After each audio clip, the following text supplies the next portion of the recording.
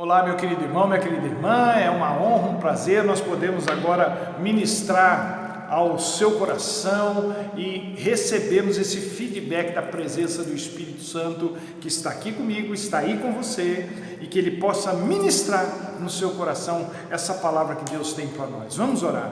Deus amado, Deus bendito, Pai glorioso, santificado seja o teu nome e que nós, ó Deus, possamos nesse momento levar os nossos pensamentos cativos ao Senhor e que teu Espírito Santo, ó Deus, produza no nosso coração e na nossa mente uma palavra de poder que nos transforme, que nos, ó Pai, que faça com que a nossa fé se firme ainda mais em Cristo Jesus, em nome de quem nós oramos ao Senhor. Amém e amém.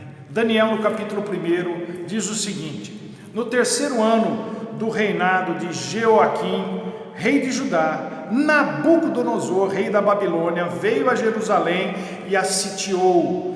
E o Senhor entregou Jeoaquim, rei de Judá, nas mãos da Babilônia. E também alguns dos utensílios do templo de Deus. Eles levaram os utensílios para o templo do seu Deus na terra de Sinear e os colocaram na casa do tesouro do seu Deus.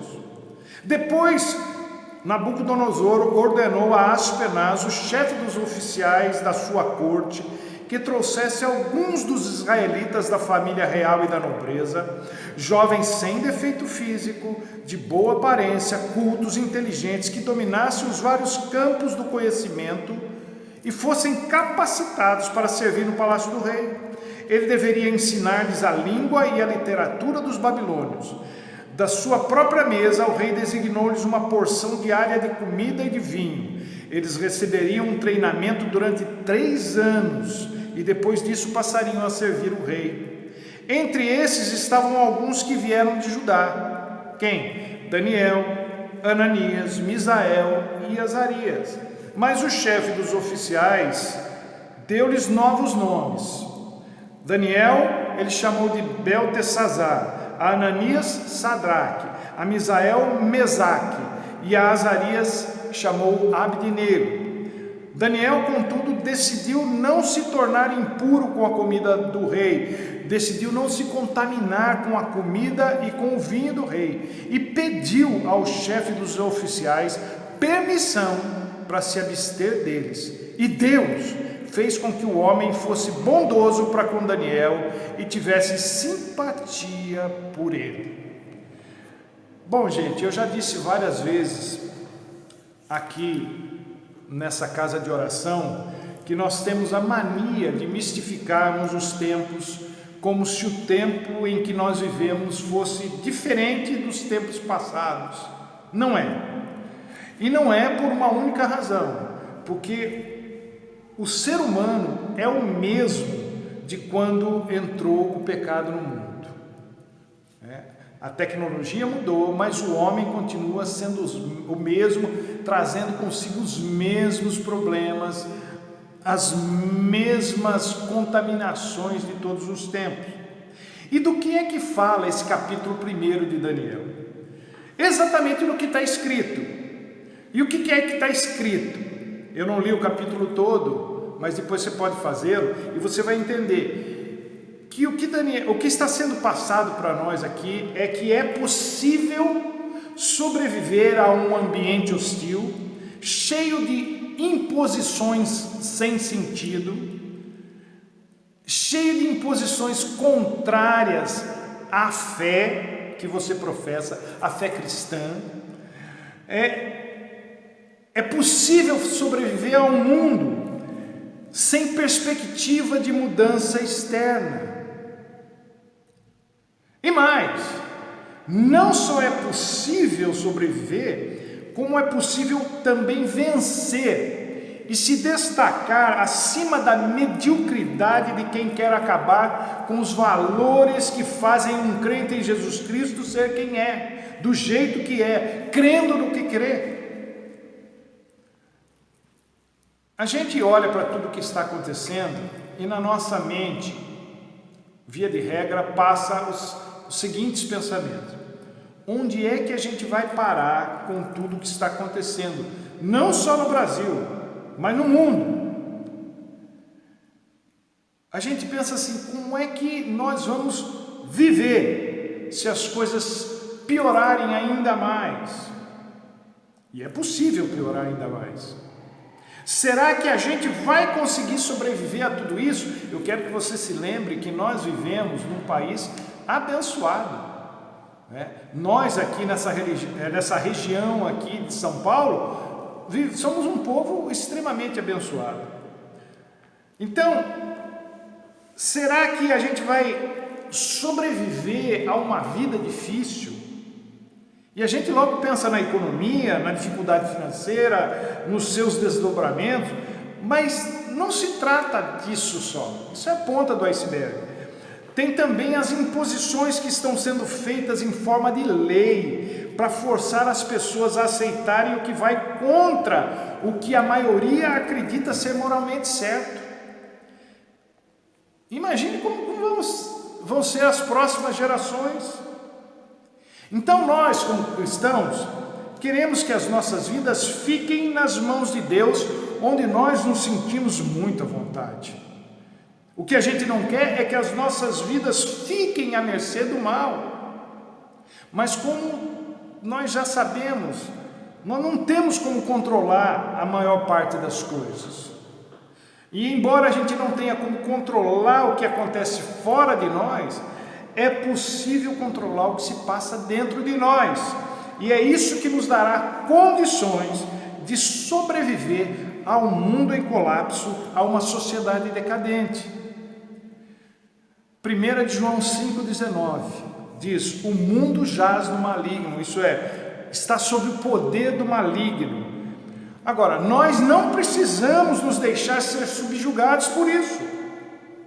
O Brasil já foi um país notadamente cristão, com tradições cristãs muito fortes, mas não é mais. Nós temos alguns representantes nos três poderes que tentam impedir o avanço do mal através das leis, mas essa luta tem se mostrado tão difícil que isso só revela o quanto o mal tem avançado apesar da resistência do bem. Lembrando sempre que, como eu disse semana passada, quando eu falo dessa luta entre bem e mal, eu estou me referindo à luta entre as criaturas de Deus, nunca entre Deus e o mal, porque Deus não tem opostos. Deus está acima de tudo e de todos. Essa luta de bem e mal, entre bem e mal, acontece só no nosso âmbito. É o diabo, criatura de Deus, tentando desestruturar os homens, também criaturas de Deus. Deus está acima disso, está no controle de tudo, mas abaixo dessa dimensão de Deus, acontece uma luta entre as suas criaturas, luta essa que já tem o seu fim definido pelo próprio Deus. Mas enquanto esse fim não chega, aqui e agora, para nós, o bem aparentemente está perdendo espaço, está perdendo terreno. O sistema governado pelo mal assimilou a grande maioria das pessoas. Isso significa que a multidão não está do nosso lado. O público não está ao nosso favor. Os bons tempos em que o cristianismo era dominante no Brasil se foram. Quanto mais cristão você quiser ser hoje, mais isolado você ficará. Quanto mais valores cristãos você quiser defender, mais isolado e mais mal visto você será. E por causa disso, por causa dessa pressão que o mundo faz sobre o povo de Deus, sobre as pessoas, muitos acabam desertando da fé, mudando de lado, abandonando a fé. Muitos sucumbem à pressão, não suportam serem vistos como diferentes. Tanto é que hoje em dia a gente não sabe mais quem é quem. Tem muita gente que diz ser de Jesus, mas que faz qualquer coisa que as pessoas que não conhecem Jesus fazem, sem problema algum.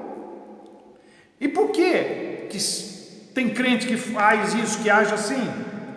Porque eles querem ser aceitos pela cultura vigente. Eles querem fazer parte da cultura vigente, a despeito do seu comprometimento com Jesus, a despeito da fé que essas pessoas dizem ter, a despeito do seu comprometimento com a verdade da palavra de Deus.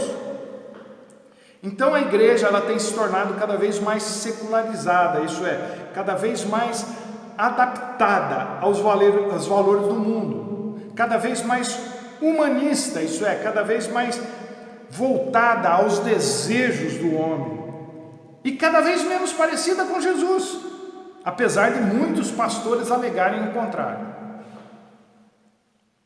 A grande pergunta que a gente tem que se fazer nós vamos sobreviver a isso? E se vamos, como é que a gente vai fazer para sobreviver a isso? Aqui no texto nós temos algumas pistas que Daniel nos dá.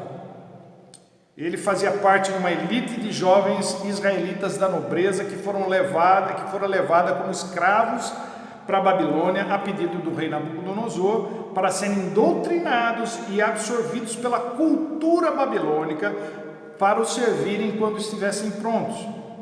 Esse treinamento levaria 3 anos. Então esses jovens chegam na Babilônia. Eles eram intrusos, gente de fora, gente com uma história diferente, com costumes diferentes, com cultura diferente, com língua diferente, com essência diferente, com Deus diferente, com uma religião diferente. E eu não sei se você consegue perceber a similaridade, mas qualquer semelhança entre a igreja e o mundo, com isso que eu acabei de falar aqui sobre Daniel e os seus amigos, que foram levados para a Babilônia, não é mera coincidência. Nós também não somos daqui, embora vivamos aqui. Muitos de nós até tentam se enturmar, mas nós não somos daqui. E não seremos aceitos aqui, a menos que façamos um pacto de abandonar nossa fé e servir ao rei que eles servem, segundo as regras que eles seguem, ao Deus que eles seguem. Para sermos aceitos, nós teríamos que abrir mão da nossa cidadania celestial e jurarmos lealdade à cidadania natural, maligna. E assim mesmo, nunca seríamos totalmente aceitos. Então, é um dilema. É o dilema entre ficar bem aqui e agora, ou ficar bem lá e depois. É o dilema do crente. Eu não sei se eu resolvo minha vida aqui agora e deixo minha fé para lá, ou eu assumo minha fé aqui porque eu estou preocupado com o lá e depois e não com aqui e agora. E é um dilema porque a impressão que dá é que é impossível ter as duas coisas, ficar bem aqui e agora e bem lá e depois também. Personagens como Daniel e seus 3 amigos, Ananias, Misael e Azarias, eles desmistificam isso. Vejam, nós, enquanto raça humana, fomos tirados do jardim de Deus e lançados para a Babilônia, isso é, saímos de um ambiente de paz, pureza e bondade para cairmos num ambiente pagão, hostil, cheio de malignidade, e nós temos que viver com esse barulho. A rebelião nos colocou nessa situação, foi como no caso aqui de Judá. Então Judá também está nessa situação por causa de rebelião.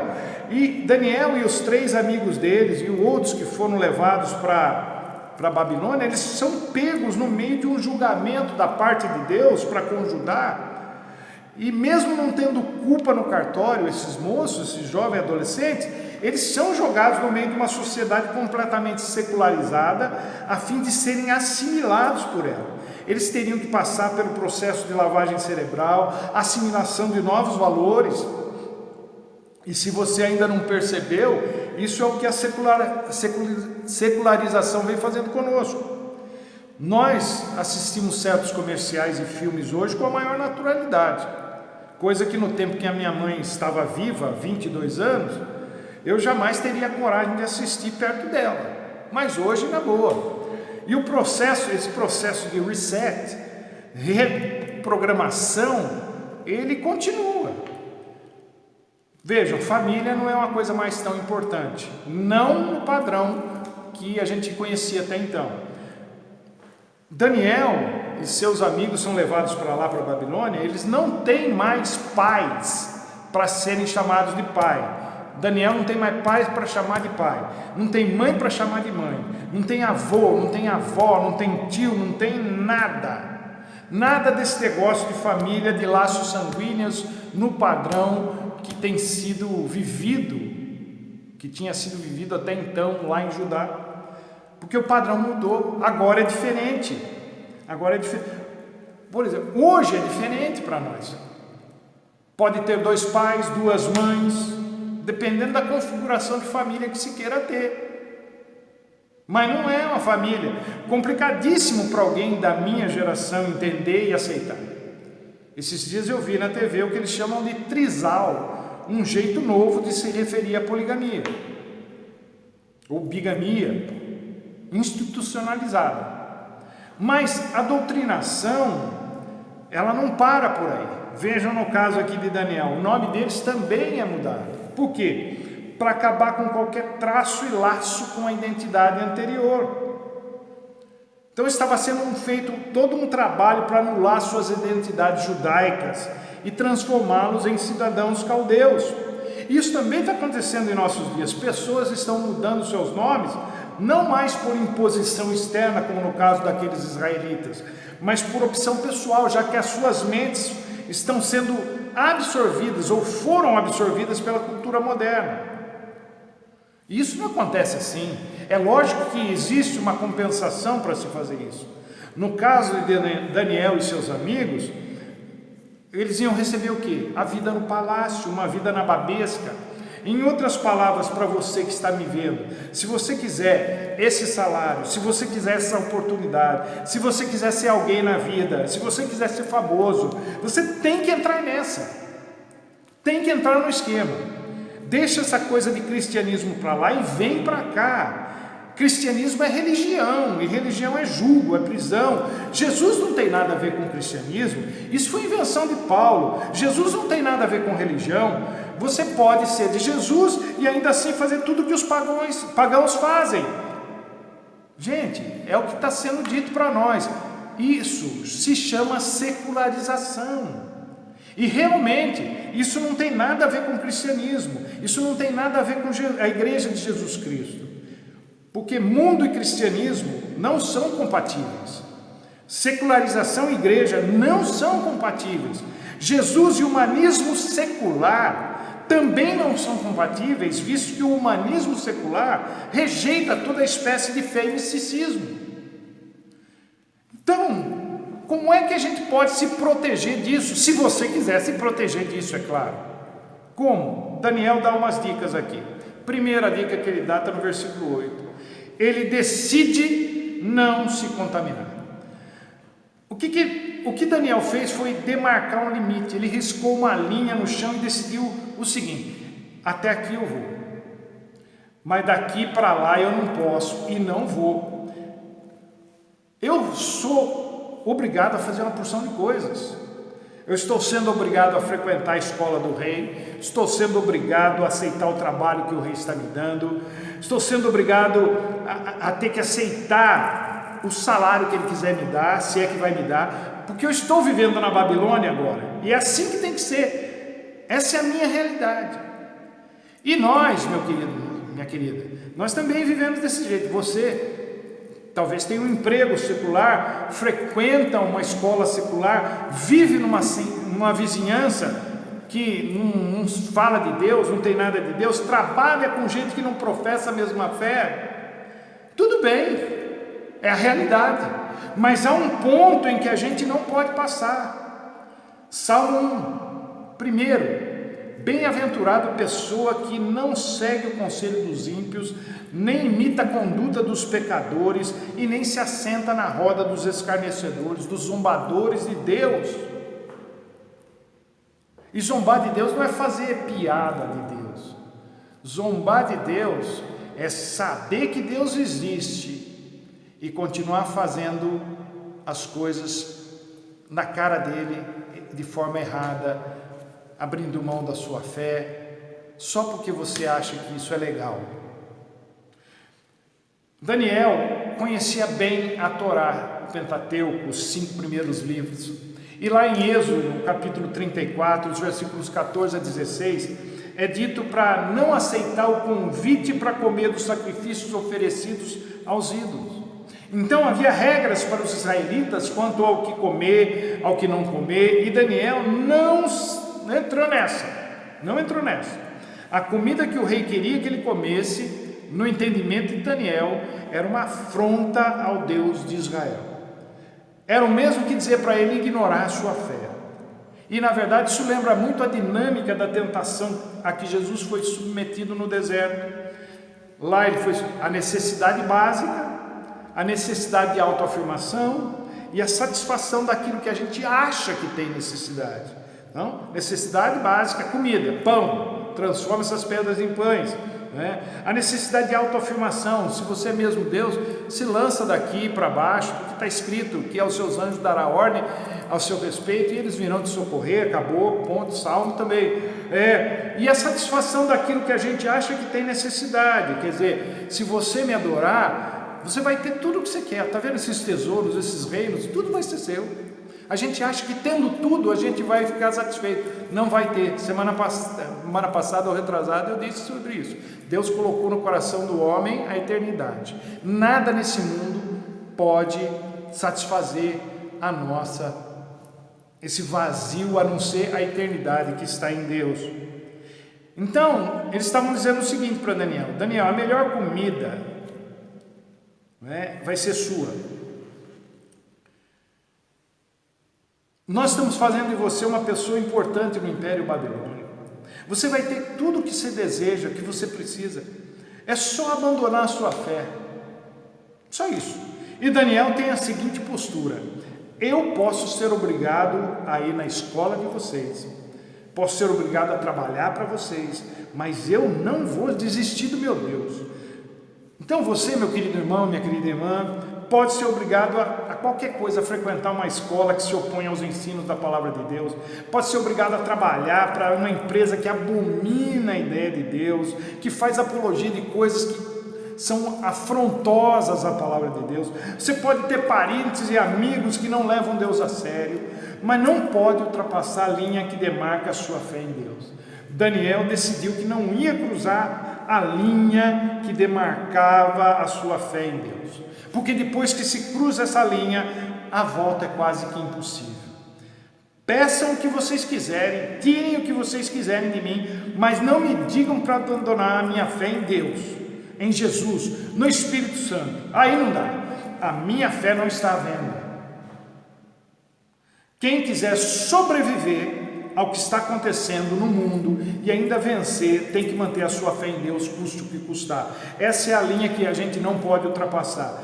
Se para provar que você é amigo de alguém, ou é leal a alguém, ou a alguma instituição, você tiver que desistir da fé em Jesus Cristo, é melhor acabar com essa amizade, é melhor sair fora dessa instituição. Essa é uma daquelas situações em que menos é mais para você. A segunda coisa que Daniel nos ensina: Deus não age até que a gente se decida a ser fiel a Ele. Versículo 9, está dito aqui: e Deus fez, assim que Daniel tomou a decisão de não se contaminar, Deus fez com que o homem fosse bondoso para com Daniel e tivesse simpatia por ele.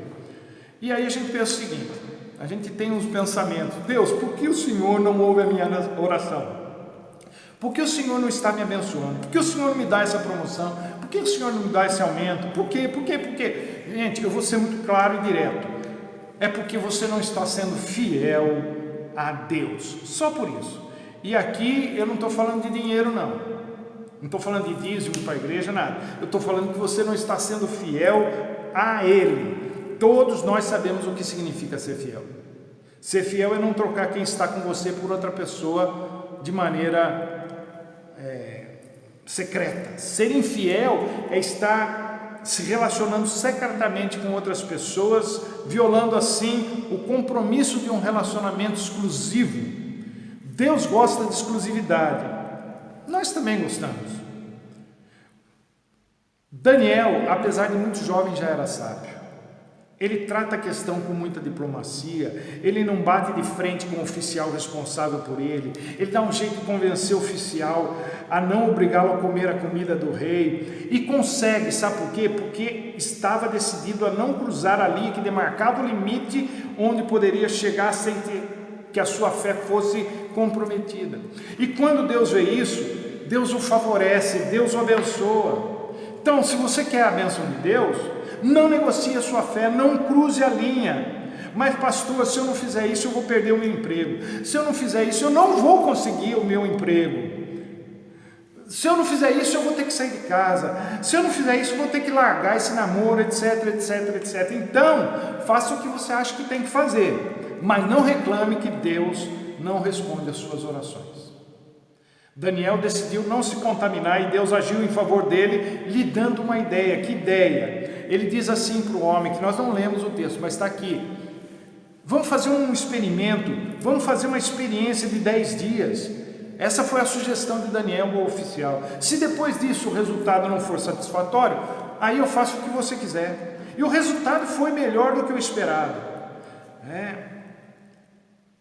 E aqui é fantástico isso, a fidelidade de Daniel a Deus foi honrada por Deus.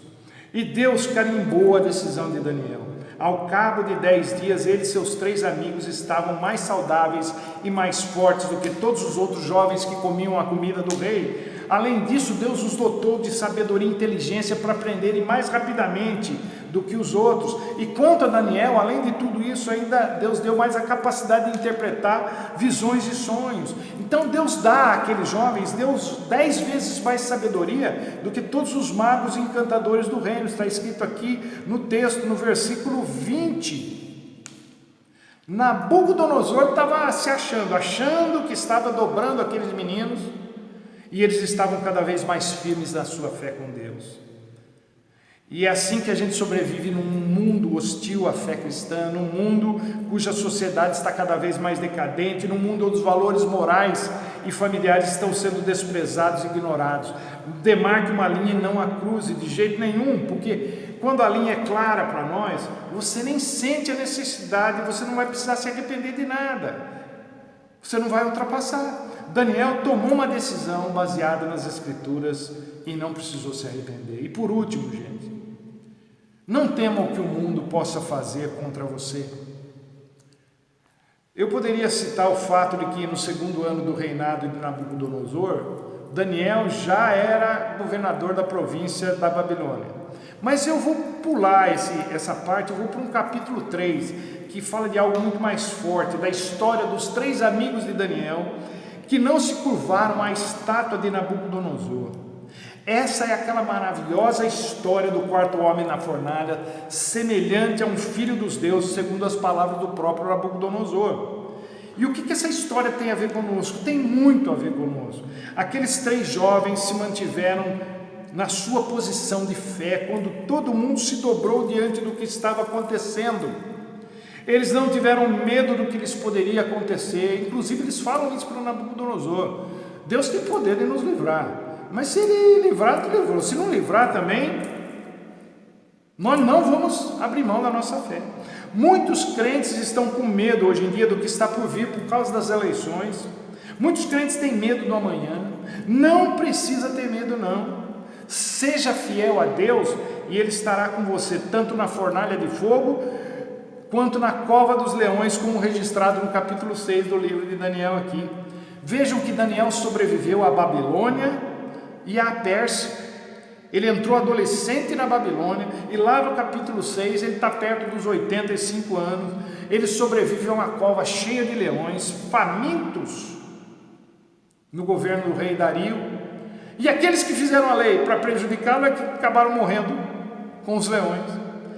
Então, gente, Deus é capaz de fazer infinitamente mais do que tudo que pedimos, pensamos, esperamos e precisamos. Esse é o Deus que nós servimos, esse é o Deus que nós adoramos, esse é o Deus que cuida de nós, é o mesmo Deus de Daniel, Ananias, Misael e Azarias, e Ele fará o impossível acontecer se você for fiel a Ele. Não abra mão da sua fé em Jesus Cristo, não esconda a sua fé em Jesus Cristo. Daniel, mesmo sob pena de morte, né? Por isso que ele foi lançado na cova dos leões. Ele, sabendo que não podia adorar outro Deus, ele escancarou a janela do seu quarto e orava 3 vezes ao dia, e todo mundo podia ver que ele estava orando. Ele não tinha medo, porque para ele Deus era mais importante do que a própria vida. Os poderosos podem fazer as leis que quiserem. Não pare de orar, não pare de crer em Deus, não cruze a linha demarcatória da fé.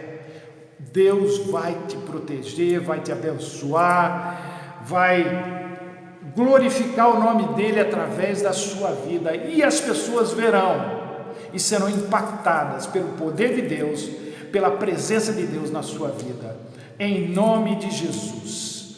Deus te abençoe e até a próxima, se Deus assim nos permitir.